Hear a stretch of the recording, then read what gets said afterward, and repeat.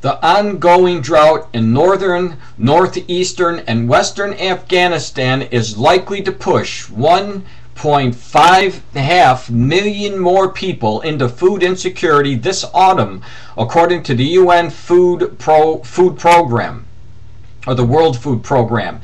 This is in addition to the 7 million countrywide already facing food shortages.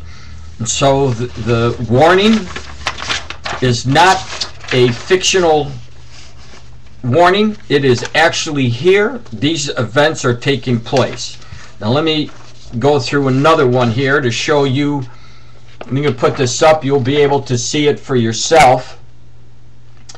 This is more news that will support the Lord's warning about the famines, the pestilence, and the droughts. It says this, the headline, fears of food riots strike Japan after rice trading is halted due to 40% price spike triggered by massive hoarding of the remaining radiated free rice supply. Now, as you know, when that earthquake hit, that 9.0 earthquake hit in Japan, there was a leak. They had these 3 reactors. They still have them. They're still leaking.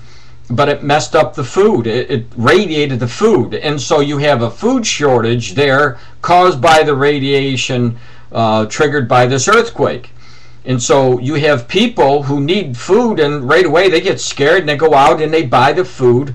They swallow it up, so it had the price hike. Now, keep in mind, going back to Revelation 6:6, there's many reasons why the price of food are going to skyrocket.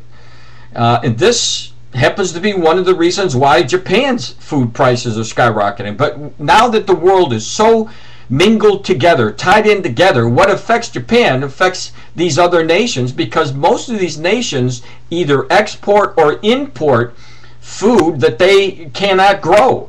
And because of all of the disasters, the floods, the earthquakes, and in this case the tsunami, the radiated rice, and the earthquake has done a magnificent job here of spiking the food prices up.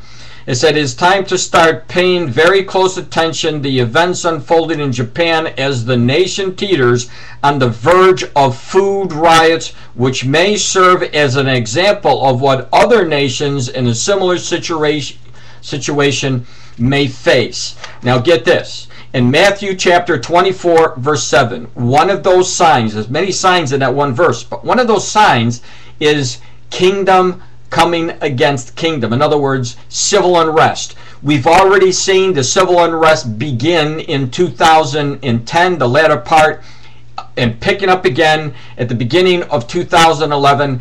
And one of the primary reasons why so many nations are beginning to riot, number one, political reasons, and number two, the cost of living. Food is getting to the point where people can't afford it anymore. In some places, and even in the United States, people are making a choice between, do I buy food or do I buy medicine? And this is what is happening, our fulfillment of Scripture. Here is another one. Inflation curbs or climbs in China on, guess what? Higher food prices. Is Jesus showing you something here? You better believe it. Please pay attention to what he is saying. Inflation in China accelerated last month to its fastest pace in 3 years, with consumer prices up 6.5% from a year earlier, mainly as a result of rising food prices. This is, how can I stress, people? When Jesus tells you and gives you very, very specific information, and he tells you, please keep on the watch for this. And the reason why he said that is because if we were watching, we would see what he told us to watch for. So if you're seeing this now, the exact words and his warnings taking place, I didn't write these articles. This is news from all over the world. But it's the exact same news that he told us to look for. And the Lord has just put me in a position to connect the dots between his warnings and the current events so that I have a blessing to help draw you into salvation into Jesus Christ by His Word. Now here's another one, food prices and supply. This is from the New York Times. It came out of April 7th. And it says this: for the second time in 3 years, food prices began to soar in late 2010. Some food experts thought that the increases could have been a factor in the unrest that swept the Arab world in early 2011, which I just mentioned. So that reinforces the statement that I gave you there. Here's another one. High food prices threaten the poorest World Bank. That was the headline for this article that I'm going to be reading to you. I know that it might be fuzzy, and I apologize that, but you can Google all of these yourself. You could slow down the video, go to Google, put the headlines, you will see this. And again, the headlines: high food prices threatens the poorest, World Bank.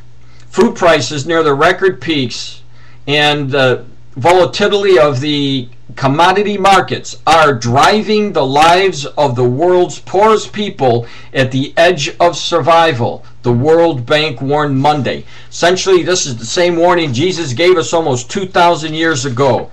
Now, here's another one. Look at this. I'm praying. I'm just praying that this news will drive you to Jesus Christ. He wants you to come to Him. The headline: food prices could hit tipping point for global unrest. Again, the civil unrest that the Lord was talking about. Now, He didn't tell us in Matthew 24:7 exactly what would cause the civil unrest. But now in our generation, we're here watching all of these different events, and we know now why the civil unrest is coming. And we know now that part of the civil unrest has come because of the higher food prices, which He talked about in Revelation 6:6. When food shortages and rising prices drive people to desperation, social unrest soon follows. It's as true today as it was in the 18th century in France. And according to the new analysis of food prices and unrest, the 2008 global food riots and ongoing Arab Spring may be the preview of what is coming. When you have food prices spike, you have all of these roots. But look under the pecs at the background trend. That's increasing quite rapidly too, said Yanir Bayem, president of the New England Complex Systems Institute. In one of the 2 years that the background trend runs into a place where all hell breaks out. It says Bayem and his colleagues are hunters of mathematical signals of social data, market trends, and economic patterns, ethnic violence, Hollywood movies. In their latest expedition described August 11th in the publication online ARXIV. They focus on the 2008 food riots and the Arab Spring, both which followed the 2-year surges in basic food prices. It goes on to say the researchers are hardly the first to portray food's problems as a spark that inflames social inadequacy and strokes individual desperation, unleashing and emphasizing impulse of rebellion. The role of food prices in triggering the Arab Spring has been widely described. Their innovation is a pair of price points on the United Nations Food and Agricultural Organization's Food Price Index, about 215 in the current prices, or 190 when calculated for inflation. It's at those points where on the graph the food prices and social unrest between 2004 and 2011 unrest breaks out. But whereas they were crossed by price jumps in 2008, Bayem and his colleagues calculate that the underlying steady trend, driven primarily by the commodity speculation, agricultural crop to fuel conservation and rising prices of fertilizer and oil, crosses those points between 2012 and 2013.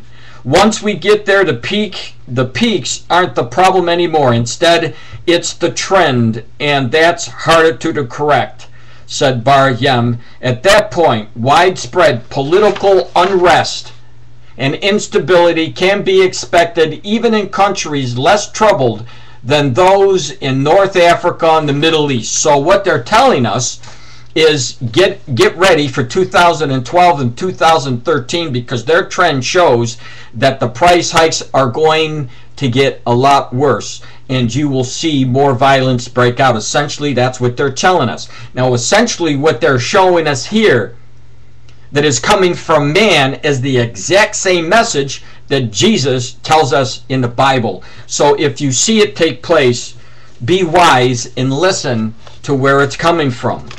Here's another one. Argentina. This is August 16th. Says Argentina is Latin America's second biggest wheat exporter and the globe's second largest shipper of corn, according to the Bloomberg.